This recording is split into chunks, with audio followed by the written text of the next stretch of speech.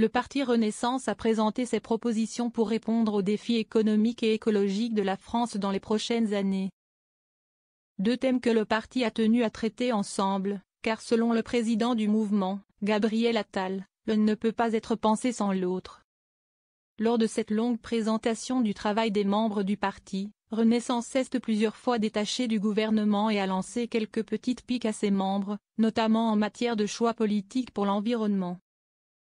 Au détour d'une phrase remerciant l'investissement de la ministre Agnès Pannier-Runacher, qui a travaillé sur ces propositions non pas en tant que membre du gouvernement mais en tant que cadre du Parti Renaissance, Gabriel Attal a dénoncé les positions de certains au gouvernement en termes d'écologie. Tu portes haut nos valeurs et le refus strict et total de la grande régression climatique que certains veulent nous imposer, y compris au sein même du gouvernement, a lancé l'ancien Premier ministre. À contre-courant de Bruno Retailleau. Si Renaissance a multiplié les propositions, un grand nombre d'entre elles sont à contre-courant des ambitions du gouvernement Bayrou, notamment celles menées par Bruno Retailleau, le ministre de l'Intérieur. Ainsi, alors que le président des Républicains souhaite couper les aides publiques destinées à aider les particuliers à se tourner vers les énergies renouvelables, Gabriel Attal pose sur la table des mesures opposées. Agnès Pannier-Runacher a ainsi réaffirmé le soutien de Renaissance aux dispositifs tels que MiPrimeRénov', pourtant mis à mal par la volonté du gouvernement de faire des économies. Gabriel Attal a ensuite proposé de baisser la TVA sur les voitures électriques de 20% à 5,5% pour avoir une vraie écologie de la voiture et aider les familles à changer de mode de transport sans les pénaliser. Une forme de en même temps chère au parti qui assure vouloir parler à la fois d'écologie et d'économie, promouvoir le nucléaire en même temps que le renouvelable.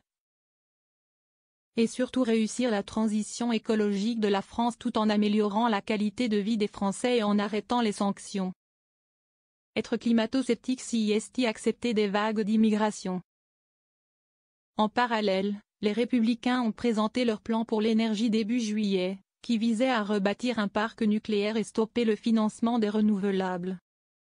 Subtilement encore, Gabriel Attal a pointé les Républicains et dénoncé leur pilier idéologique en évoquant les climato-sceptiques.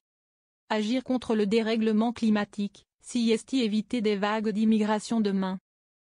Être climato-sceptique si accepter des vagues d'immigration à venir, a-t-il déclaré ce lundi.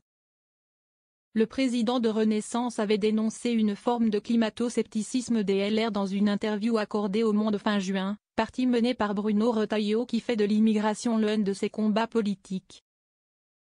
Gabriel Attal compte mettre en place les propositions de son parti au plus tôt, sans attendre l'échéance présidentielle dans 2 ans. Notamment à travers des propositions d'amendement de la feuille de route budgétaire pour 2026. On refuse l'immobilisme, a-t-il résumé.